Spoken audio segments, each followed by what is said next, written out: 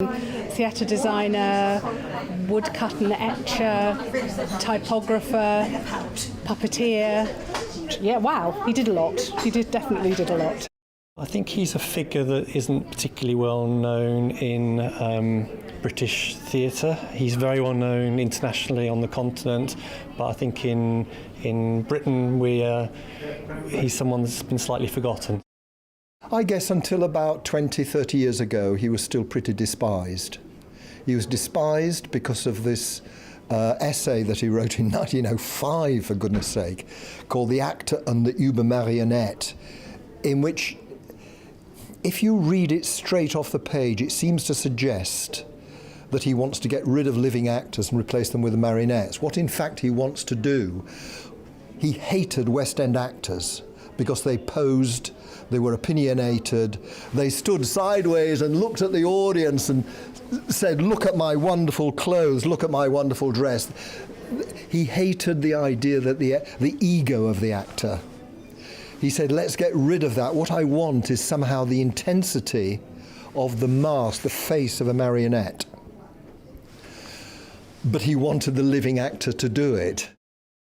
I think the thing that struck me the most about it today was his ties to movement and the performer. I have a background in movement, and it sort of struck me as being an essential element of how Gordon Craig saw theatre communicating itself, really. Craig didn't help himself.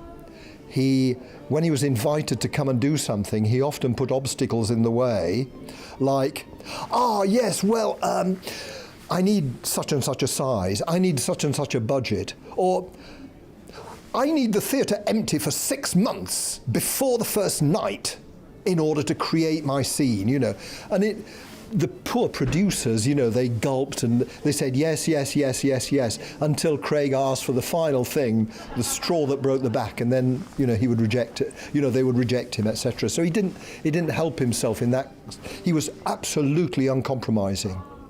He hated the idea of reforming the theatre.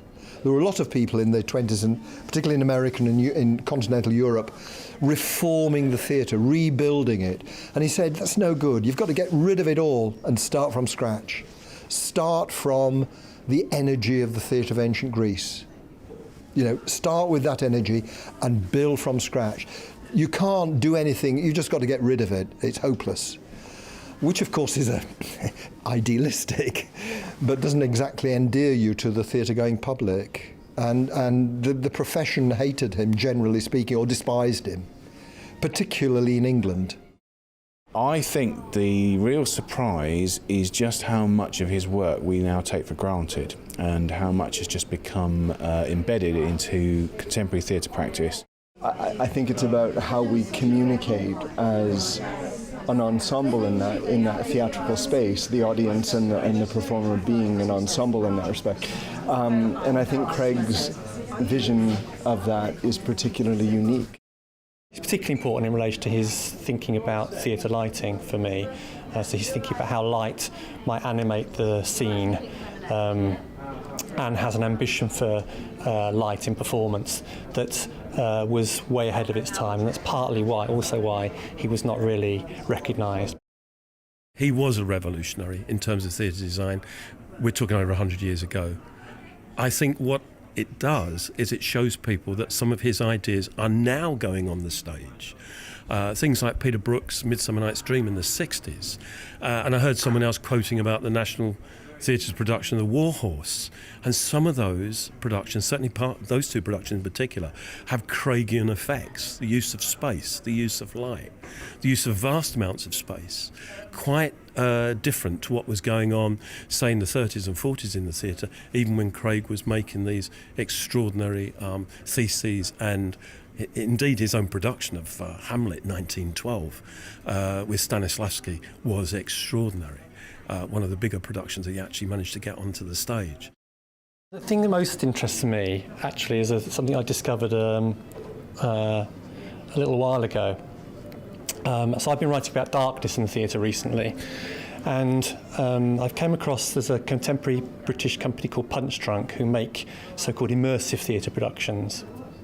And Felix Barrett, their artistic director,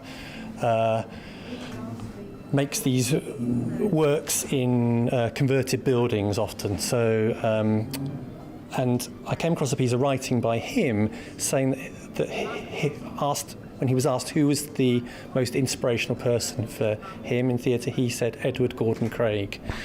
And because he'd came across Craig by his teacher when he was doing A-level theatre, and that they had been taken into a sports hall and exploring a text through being put underneath a table and all the lights being turned out, and how this idea of darkness and light, that for me is really important to Craig's work, had also made a big impact on Felix Barrett.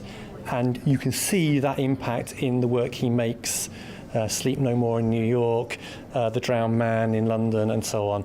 And these productions are actually having a major impact on mainly younger people, but contemporary performance practice in the UK and elsewhere. We're learning all the time. I do think it is important that people find out more about him, find out what his ideas were.